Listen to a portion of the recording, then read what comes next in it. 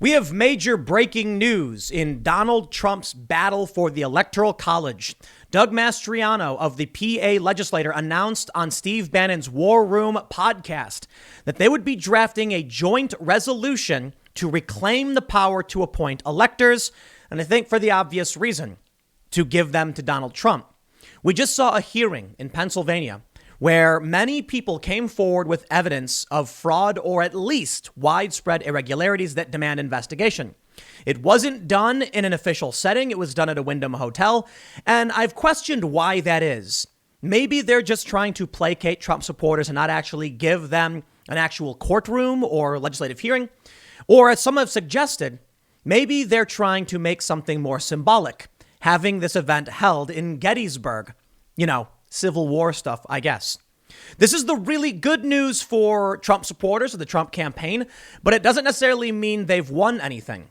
It's just right now, the resolution may be put forward to give the power to appoint electors back to the legislature instead of the Secretary of State. It doesn't mean it'll pass. I'm not entirely sure how it's going to play out in Pennsylvania. I'm assuming, as I read this previously, the governor can just veto any attempt to do this, so it might not play out that well. At the same time, however, there is some bad news for Donald Trump. They just lost another appeal, and this one's crazy. It was on the narrowest of grounds. They appealed to the federal courts. This is their lawsuit in Pennsylvania over improper ballot observation. And they just said, we want to appeal to have the right to amend our complaint. That's it. The court said no. And the judge who wrote the opinion was a Trump-appointed judge. If you listen to the Trump campaign, it's all part of the plan. They're trying to rush to SCOTUS. They want to get to the Supreme Court to, litigate their claims. And maybe that's really why a Donald Trump-appointed judge made this move. I don't buy it. I think they're trying as hard as they can, and they're just not gaining ground. Now, Trump has called for meetings with the state legislatures from Michigan and Pennsylvania, and some are now suggesting that a domino effect might occur. If the Republican state legislature in Pennsylvania does believe there is widespread fraud, as they've seen evidence, we've heard testimony from some legit people, okay? There's a retired Army veteran who I believe worked in psychological operations or military intelligence. And they've talked about how there's missing USB drives and strange phenomena. We've seen widespread voter fraud allegations and affidavits, sworn statements in other states. So the PA legislature might say, you know what? We're not doing this. We're going to give it to Trump. Now, in my opinion, that would be jumping the gun because the real thing you'd want to do in that case is stop certification, give nobody the votes because we don't know for sure. In that case, Trump still wins. Because I've mentioned it a million times, House delegation vote. It's called a contingent election. If PA and two other states do not appoint electors to anybody, Biden won't get 270, and then it goes to the House delegations. Each state gets one vote. That is only possible because Trump won enough to keep this race close. And I got to say, it's not even really that close. Like, we're talking about Trump stopping 3 states. It's not that many, but it kind of is. If it was down to 1 state, Trump would easily pull it off. And I'd be like, dude, he's going to get it. All he's got to do is lock up 1 state. He's got to lock up 3. So we'll see how it plays out. But here's where it gets crazy. Doug Mastriano, when he held this meeting on voter fraud in Pennsylvania, Twitter suspended his account. We also saw the lawsuit from Sidney Powell, the Kraken, as it's called, banned from Twitter. This has many Trump supporters saying, quote, over the target. The censorship is a desperate attempt to block this information from getting out. So let's get right into it. And I'll play you this quick clip from the War Room podcast of just him saying it. Before we get started, head over to timcast.com/donate if you would like to support my work. There's many ways you can give. There's a P.O. box you want to send stuff. But the best thing you can do is share this video. Let people know what's going on. Listen, I'll put it this way. On the left, they're saying it's over. Joe Biden's president-elect and Trump is wasting time. They say Trump is trying to con his followers out of some extra cash. I don't believe that's true because Donald Trump spent $3 million on a recount in Wisconsin and 2 select areas. Now, if you listen to the Trump supporters, they're going to tell you outright this is all part of the plan and Trump is going to win. Well, I certainly think it's good news for Trump. We're not quite there yet, and I'm not convinced Trump is going to win. I think they're going to try and do this joint resolution, and then ultimately what might actually end up happening, it gets vetoed, it gets blocked. It's not necessarily a guarantee for victory. So this was, you know what, I'm going to be careful here. Actually, let me just put it this way. Like, subscribe, hit the notification bell, share the video if you like it. Now, let me say this. I'm not actually going to play this. I don't want to get an automatic copyright strike or something. But you know what? No, forget it. I'm going to play it. Here we go. You guys ready? Let's listen to it. Some breaking news here. You're saying you're going to get a joint resolution to actually go forward, and the Republicans control the House and the Senate, to go forward to basically take the power back from the Secretary of State and put it in the state legislature to put forward the electors? That is exactly what we're going to do. And so, look, it's going to obviously be a struggle. We're going to hear the palpitations and, the outcries of our Governor Wolf and Secretary Bookfire, whose resignation should have happened months ago, and she should have never been confirmed. But you know what? We have that power, and we're going to take that power back because there's so much evidence of shenanigans and fraud. We can't stand aside and just watch this unfold around us here. It's not about disenfranchising anybody. It's making sure that every legal vote counted. And if there is extensive shenanigans out there, it's up to the General Assembly to step in. So we have a fight on our hands, and we're going to fight. We're going to take the fight all the way to the U.S. Supreme Court if we have to. So there we go. Now, from the election wizard on Twitter, who has been retweeted by many people. I'm just saying the election wizard is particularly a better expert than anyone else, but they report on this basically right when it happened, saying while on Steve Bannon's war room, Doug Mastriano announces the PA legislature will draft a joint resolution to take back power from the Secretary of State in the appointment of presidential electors. The wizard's domino theory. If one state falls to Trump, others will likely fall too. Getting the first state to flip is the biggest hurdle. Once one state goes, the other state legislatures will have sufficient cover to follow suit. And that's true, but I'm not entirely convinced that's the play. They might take back the power and say, we refuse to appoint electors because this election was crazy. And there's way too many sworn statements and affidavits and weird goings on. I'll tell you one of the weirdest things. In these recounts, there's photos going viral from the recount in Wisconsin, where people are all standing around each other talking with no problem, where lawyers are talking with clerks face to face. They're wearing masks, mind you. And then the poll observers are sitting behind plexiglass 6 feet away. It makes no sense. How come the vote counters can stand next to each other and the observers are behind glass 6 feet away? It seems entirely arbitrary, and that on its face is weird. Now you've got Trump filing this suit, trying to go through the courts to block certification. Well, they've certified. It's done. And there was another lawsuit to declare mail-in ballots unconstitutional, which did get a temporary injunction stopping certification, but then it got overturned on appeal. All of those things are happening, but listen, certification already happened in PA. I don't know what Trump's plan is. Maybe he's trying to get to the Supreme Court, as I've stated previously, and he's happy that his own appointee has kicked it back. But the crazy thing about what happened with Doug Mastriano is that they actually suspended his account, and for what reason? Oops, it was an accident. That's right. Oopsie. No real reason. Senator Doug Mastriano, from his official political account, said, "This censorship is unacceptable in America, a nation that I served for most of my adult life. The point of Twitter suspending this personal account is to prevent me from posting to my Senate account to silence our voice." That's insane. Some of the craziest stuff. This is a tweet that was retweeted by Ryan Hartwig. Calvin Froge. I'm not entirely sure who this gentleman is. He's just on Twitter. He said, Twitter really screwed up on this one. They silenced a decorated war hero who was a lead planner for the 2003 Iraq invasion. In my opinion, this was a major escalation, one that is going to have consequences. I'm not entirely sure who Calvin is, and no disrespect, but I thought it was very important to highlight this point. Twitter just took the action. They just decided to suspend the account of a sitting state senator for no reason. That is huge. You want to tell me they suspended, a random guy because he said learn to code, and I'm going to be like, that's crazy. You come to me and you tell me that Twitter took down the account of a Republican state senator.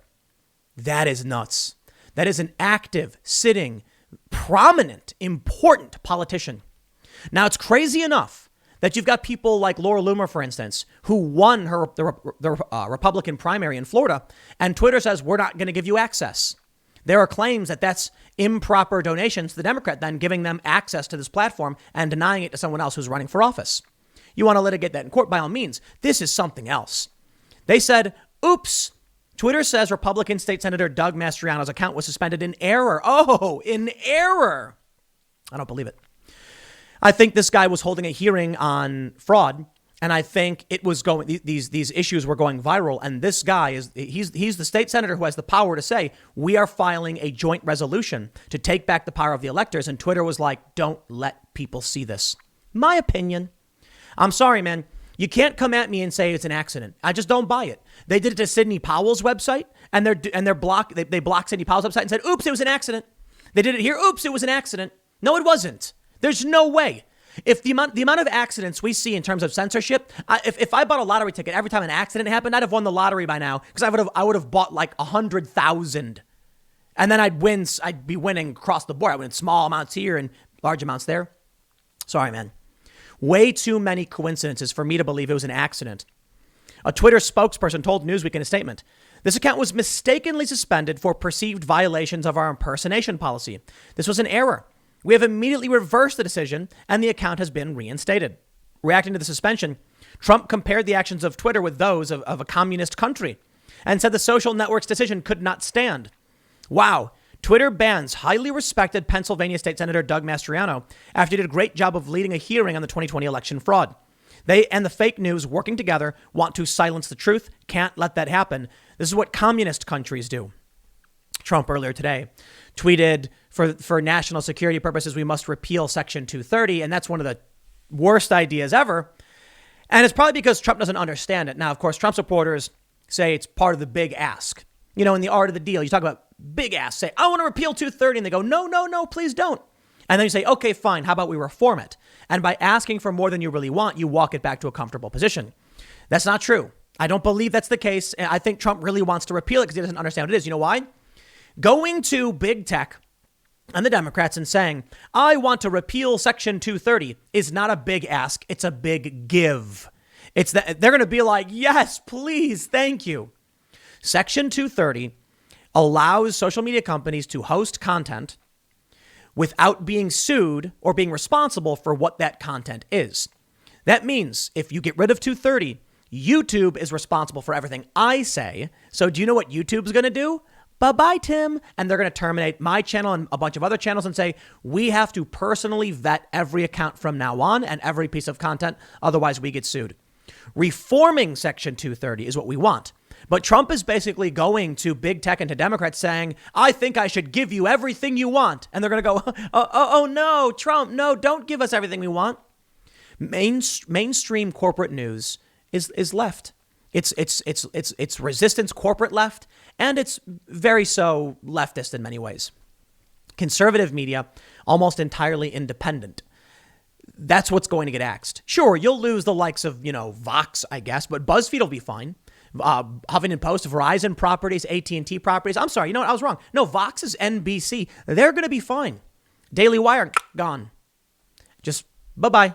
My channels, independent creators, people like Sticks, just gone. So not good. Not where we want to go. They have since reinstated Doug Mastriano's account. So he's back. That's good news. Let's move on to the bad news for the Trump. Well, actually, I shouldn't necessarily say it's bad news. Whether or not we actually see this joint resolution give the power back to the state legislature in PA, we'll see how things go. He says we're going to go to the Supreme Court. It doesn't mean he's going to be able to actually appoint the electors, but keep this in mind. The Supreme Court previously ruled that the power to appoint electors lies with the state legislatures. That's it. A lot of people have said it was a victory for the left and a defeat for Trump. Smarter people warned, no, this is a huge victory for Trump. They were worried about faithless electors. They're like, what happens if they're told to go and they have to vote for vote for Joe Biden, but they vote for Donald Trump? Supreme Court says, no, you have to vote as it is decided in your state. Well, in many of these states, the law is the electors are appointed based on the popular vote. But what the Supreme Court actually said was that it's determined by the state legislature. That's where the sole power lies, which means in PA, they could go to the Supreme Court and say the power is ours no matter what. And the Supreme Court could say, yep. And then they say, Donald Trump it is. Or nobody. House delegation contingent victory. On the other side of things, Donald Trump is trying to fight on his own up to the Supreme Court to try and get PA from having its electoral college certified or maybe even decertified now that they've already made those moves. But Trump has lost the appeal from CNBC. And this is really interesting because the judge in the case was appointed by Trump. The first judge to deny it was appointed, I believe, by Obama. CNBC reports a federal appeals court on Friday rejected an attempt from President Trump's re-election campaign to keep alive its effort to undo the result of Pennsylvania's election. The blistering opinion from a panel of judges on the U.S. Court of Appeals for the Third Circuit, all three of whom were nominated by Republican presidents, said that the Trump campaign's claims have no merit. The appellate court's decision affirmed a federal judge's ruling from a week earlier, which denied the Trump campaign's request to block the Keystone State from certifying that President-elect Joe Biden won its election. The opinion marks the latest court loss for Trump, who has refused to concede the election to Biden and is falsely asserting that he won the race. On Wednesday, Trump flatly stated, "We have to turn the election over." You know, conservatives and Trump supporters mostly believe Trump did win the race. It's like 80% believe he won. Democrats believe he lost. Truth be told, nothing's been, the electoral college votes haven't happened yet.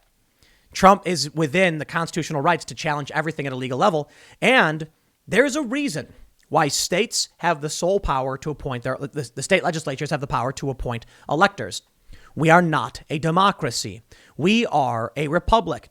That means this country wasn't designed so that the will of the people was always going to be law. It was designed in such a way that the will of people have influence, but ultimately it comes down to, and I'm quoting here, better men. There are many statements from the past about, our senators they used to be appointed before the 17th Amendment. The state legislature would vote for a senator to go to the federal government to represent the state. The people would only vote for their local reps or their state reps. That all changed. And because of the way we handle popular voting now, you've got the Democrats constantly acting as though we're a direct democracy, and we're not, or at least more representative democracy than we are actually a republic. The idea being that if we vote for something, it's supposed to be that way no matter what. Imagine this, and this is brilliant on the part of the founding fathers. Imagine foreign influence interferes in the election, and it results in someone like Joe Biden who would sell us out to foreign interests. The states, if they believe it's in the best interest, they can intervene and say, we don't have to do a popular vote. We can pass a law that says we just choose. End of story. They can do that. Supreme Court ruled it. I'm not saying it's good. I'm not a big fan. If Trump overturns the election, or I should say if Trump wins using this tactic, I think we're in serious trouble, and I'm really worried about what's going to happen. I don't like the idea of a state actually going to one president or to one person, but then the legislator being like, nah, whatever, we're going to choose, because it could go back the other direction. You could end up with Michigan, for instance, or they're all Republican state legislatures, but you could have Democrats do something in kind. I'm not a fan of that. However, the real problem lies with the fact that there's legitimate evidence of fraud. Legit. No doubt. The media might want to deny it, say it's false, but there is evidence. Like I mentioned, retired Navy vet saying that there's missing USB drives, that the votes are not popping up properly. Historic recount margins in Georgia. There is evidence of fraud. Now, I'm not saying it's evidence of widespread fraud to the point where it overturned the election, helping Joe Biden, guaranteeing Joe Biden's win, because we don't have evidence of that. And so I do not agree with the president's assertion in that capacity. I do think, however, there is enough evidence that would result in some politicians' opinions being, I refuse to certify or appoint electors until these questions are answered. Deadline hits, no votes for Joe Biden, Trump gets a contingent election victory. I have said it over and over again that I really do believe we are not heading in that direction. Early on, I did. And I'll put it this way. Even though right now the state senator is saying we're going to do this, we'll take it all the way to SCOTUS. We're talking about well beyond a constitutional trick shot. Now, I will happily be wrong if it turns out Trump's planned all this and he's going to get his electoral college victory. Fine. We've already seen the tweets from Young Turks founder Cenk Uygur saying Trump's trying to steal the election. We've already seen it. So I would. Actually, let me go back. I'd be really surprised if Trump pulls it off. I really would. But I do think it's possible. That's the issue at play. So now here's what happens. Trump loses appeal of Pennsylvania election case. We have this tweet from Jenna Ellis. Rudy Giuliani and me on Third Circuit's opinion. The activist judicial machinery in Pennsylvania continues to cover up the allegations of massive fraud. We are very thankful to have had the opportunity to present proof and the facts to the PA state legislature. On to SCOTUS. Okay. We'll see if SCOTUS feels differently, and they might. The only issue, these judges, first, we've got Stefanos Bibas, who wrote the opinion. It was 3-0. The opinion saying we're denying this motion, appointed by Trump June 19, 2017. Okay. The next two were both, I believe, George W. Bush. So George W. Bush for Michael Chigueras, and then the other was D. Brooks Smith, who was George W. Bush on September 10th, 2001. Wow. September 10th. He was appointed. Two George Bush appointees and a Trump appointee. And the Trump appointee is the one who kicked it back saying, no dice. So I'm not convinced this legal route's going to win. But let me tell you, I don't think it matters. I do not believe that Trump is trying to win through lawsuits. I don't. Or recounts. I don't. I think Trump is trying to win by presenting evidence of fraud, getting his supporters and other individuals to come forth with more and more evidence, using that to convince 3 states not to present their slate of electors. That's it. Certification at this point, I'm not even sure it matters. Oh, they've certified PA, but what if the PA state legislature says we will not be appointing any electors? Done. No votes. Nobody goes. Nobody votes. Joe Biden does not reach 270. I do not believe it is extremely likely, but I believe that is Trump's true strategy right now. The point of the lawsuits, in my opinion, buying time. It would make no sense if Donald Trump said, I refuse to concede, and then did nothing and just waited until Republican legislatures decided to vote for him. Trump needs to claim widespread fraud. He needs to claim the courts are blocking him. He needs to blame activist judges and then say, I am calling on the Republicans to do the right thing. That's what he needs. I'm not saying he's wrong. I'm just saying that's what he has to do at this point. I'm not saying he's going to be successful. Honestly, I don't know. And I've said it a million times, like up to an absurd degree, the likelihood is for Biden. But something just feels off. It's the only way I can really put it. Something just feels off. I don't know what else to say. My gut says I can't count out Trump. After everything we've been through and everything we've seen this man do, I just can't get myself to believe 100% that Trump will lose. For the most part, my head is saying, how could he possibly pull this off? Maybe, look, I read what Trump supporters are saying, and they're convinced he's coming in for this victory, and nothing can stop what happens next. I don't know. He pardoned Michael Flynn. I guess he had to. I'm not sure if he really did, if he was thinking he was going to win. But I'll tell you, Trump's not convinced he's leaving. He's acting as though he's going to stay. And maybe he's made these recent moves, allowing the transition for Joe Biden, preliminary, and pardoning Flynn, because he might lose, and he thinks there's a possibility he does. But he's certainly counting on winning. He really wants to win. Now, interestingly, he previously said that if Joe Biden wins the Electoral College, he would gladly leave. Now he's saying something kind of different. Trump says Biden can only enter the White House as president if he can prove his ridiculous 80 million votes were not obtained by fraud, as he appears to row back peaceful transition claims. Okay. I have to wonder how much of what Trump is doing is a distraction. I have to wonder if the reason Trump has been kind of media, radio silent, just not saying anything for a long time, is he's been planning out a legit strategy, or he's trying to make them think that, he's down and out. Dan Scavino, works in the Trump campaign, published this video where it's from a movie. Christopher Walken is talking about the lion. It's a video of a lion being surrounded by hyenas. And he basically explains how the lion, the king of the jungle, not really because they live in the savannah, but sure, whatever, will sit back while the jackals surround and nip at him. And then eventually he'll snap and he'll go and just mow them all down. Trump retweeted it and said so much truth or something like that, as if to imply Trump is biding his time, relaxing, preparing for the final and ultimate salvo. There is still about 2.5 to 3 weeks before we even have the Electoral College vote. In that time period, a lot can happen. We have a holiday week, so a lot of people are probably chilling. Maybe Trump just doesn't care. Maybe he's like, we'll try and win. We'll see what happens. I'll throw everything I got into it. And maybe he thinks he might actually lose. That's why he pardoned Flynn right away. Or not right away, but now. He certainly could have waited till January 19th, right? So maybe he's just like, okay, fine. maybe I might lose. Maybe the reason that Sidney Powell they clarified she was not on his legal team was because he was going to pardon Flynn, and that's the only reason.